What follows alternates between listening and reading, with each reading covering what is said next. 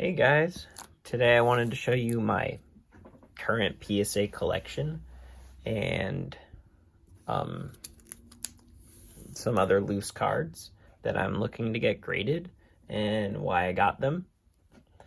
I can add values on the bottom, the current value, but here's a Snorlax Vivid Voltage pre-release. I got this one because I was trying to collect all four and I got back into collecting right when Vivid Voltage was coming out, and here are the other two. I have the Donphan somewhere else, but this was the last one I couldn't get, and it was only like 20 bucks, so I went ahead and bought it off eBay as a 10. The next one is this first edition Mareep in a 9. This one I ended up getting for also I think 20 bucks because I was just at a local outlet mall and I saw it in a random game store I was at, and it seemed pretty cool. Here is my first PSA card. I bought this one off of eBay. I just thought this art was really cool, and Squirtle and Blastoise are both up there in my favorite Pokemon. Here we've got a Meryl. This one actually I got as a trio because I was trying to get the Slowking in like a 9, but then I saw this auction bundle for all three.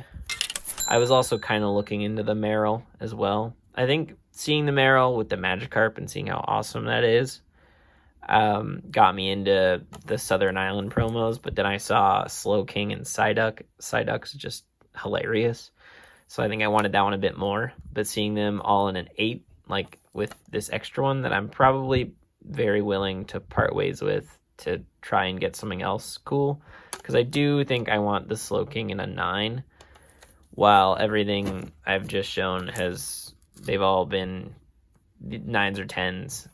And I think that's what I'm kind of going for. I feel like 8s are okay.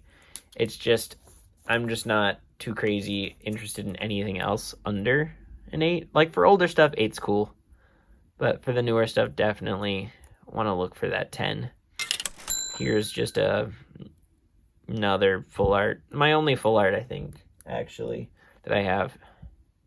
But Shining Fate's definitely a lot of print, so I think I got this one at a good price.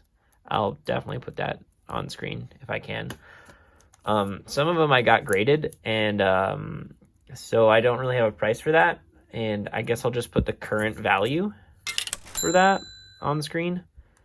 Here is the Suicune from Crown Zenith. This one was kind of just like I saw the art and I just needed it. I was like, I want this. I probably overpaid for this one, but I'm kind of okay with that.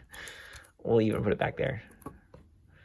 Moving on to my second and only pile is the Celebi. This one definitely just like this Suicune. I saw it and I was like, I never pulled it out of Fusion Strike, and I just went ahead and got one on auction off of eBay.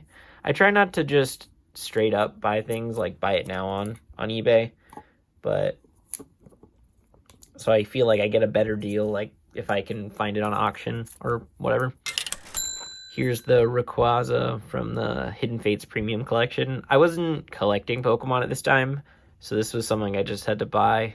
And I'm not yet into buying, I guess, loose cards. I probably could be, but I'm not there yet, I guess. But, you know, that's just how it is. Most of the cards I have anything in a slab, I have bought and already slabbed, except for 3 cards here. I think they're at the end. But this was, I think, my second PSA card that I ended up buying. This one, I just thought had a really cool artwork. This one in a 9, you know, because the 10 is like, I've seen them on eBay for like 800 bucks, which is kind of crazy. So, not within my budget, basically. Next up, we got the Staraptor Level X. This one I saw on eBay for like a steal of like 25 bucks. Even though it's an 8, and it's not the coolest level X. It's just, as a kid, I was collecting in the Diamond and Pearl era, so level X cards were kind of bumping at the time, and I really want to collect them. I have this one Dialga promo level X, and I think I bought one graded, which is, I think, right up next here. So I really wanted to collect them. Obviously, I did not buy this for $175. This came already sleeved. But I had this card, this exact card, as a kid. And obviously mine is really beat up. Not even pretty beat up. So when I saw this in a 9, I was like, this is a steal. I think there's only 5 of them in a 10. No, 4 of them, excuse me. So finding in a 9 for like $44 in like shipping and all was pretty awesome. So that's what led to this purchase. Is I was looking for one of these, and then this happened to come up, even though it's an innate, which is, you know, cool, acceptable. I think I want to start collecting like all of the level X cards maybe at some point. So we might as well get one more out of the way. And then these 3, I actually had, these are my 3 graded cards that I pulled these cards and got them graded. This one got the 10, which is pretty awesome. And it's from Chilling Reign. I opened a lot of Vivid Voltage, Chilling Reign, and Champion's Path. If you can't see in the background, those 2 ETBs. I don't have the Chilling Reign one out, but I definitely opened a good bit of Chilling Reign. Next up, we've got the Snorlax, still on Chilling Reign. This one dope. This one, my second favorite card, I think, that I have currently. Some cards that I'd like to get might be like the Gengar level X. That one's pretty cool, and maybe the Galarian Moltres, also from Chilling Reign. That would be pretty cool. And here is my current favorite card. This one really got me into collecting because starting with Vivid Voltage and then moving on to Champion's Path here in the back. I only bought 2 ETBs of Champion's Path. Funny enough, they've all graded a 10, all 3 cards I got sent out. My girlfriend actually sent these out for me for, I think, my birthday, which was really nice of her. And for them to all come back in a 10 was just awesome, since they were just sitting in an ETB and like card savers for, I want to say, a good year or maybe a year and a half. So all of them getting the 10 was really awesome. This card is kind of expensive. Like, this wouldn't be a card I would just buy in a 10. Most of my cards I bought all slabbed up are about, I want to say, like 100 or under, or a little over. So this card coming back in a 10 was pretty awesome.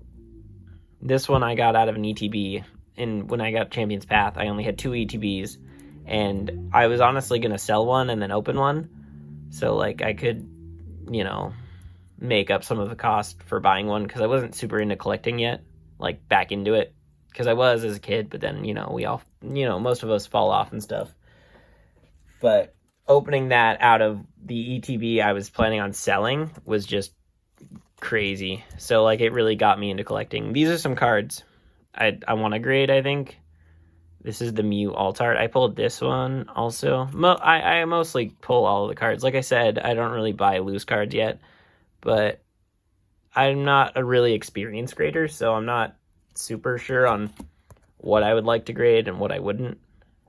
Because obviously centering is an easier one to spot, but like whitening, like obviously this one has a little bit like a nick, so I guess that might be like a 9 or however that works, or like an 8. Like I've looked at some of the 8s and 9s I have, and they don't look too different, so I'm not too sure. Obviously this one's probably not very expensive, this Blastoise, sorry, excuse me. But I really do like Blastoise as a Pokemon, so I might just get that graded for me, even though it's not crazy expensive. Because you just should collect what you want to collect. This is probably my most recent pull that's like I keep in like my super awesome goodies pile, you know. But this one I've only opened up one ETB of 151, the newest Pokemon set. I think there's a hair in there. Oh no. I'll get that out later, but this one looks pretty nice, and I was just pretty ecstatic to pull that. And here is obviously a special delivery Charizard, but Probably pretty common these days, but still, I think pretty cool. And then some other alt arts that aren't as awesome. The Blissey from Chilling Reign and the Regidrago from Silver Tempest. Silver Tempest, I've only actually opened up a booster bundle, like the 6 packs, like nothing more in them kind of box. And I actually got this one, which was pretty dope. And then this Blissey, I think I got out of some collector's tin, like the ones that come with the stickers and stuff. I actually got in the same box this, a golden water energy.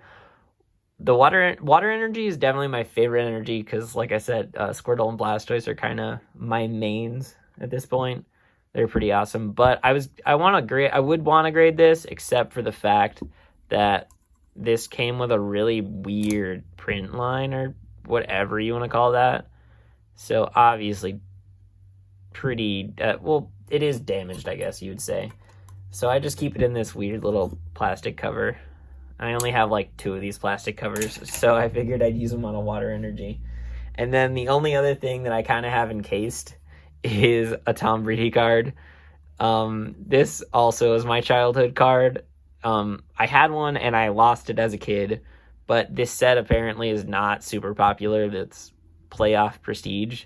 So someone sold the whole set, like the whole base set, for like, I think it was like $15 when I was a teen. So my dad we bought it off of his eBay account, and I just plucked out the Tom Brady and I put it in this hard cover because as a kid, I also collected football cards. And there was a different Tom Brady card in here when we went out one day, and my dad was like, pick out one. And I got a Tom Brady card in a little in a little case. And I was like, this one's going in here because this one means way more to me than the other one.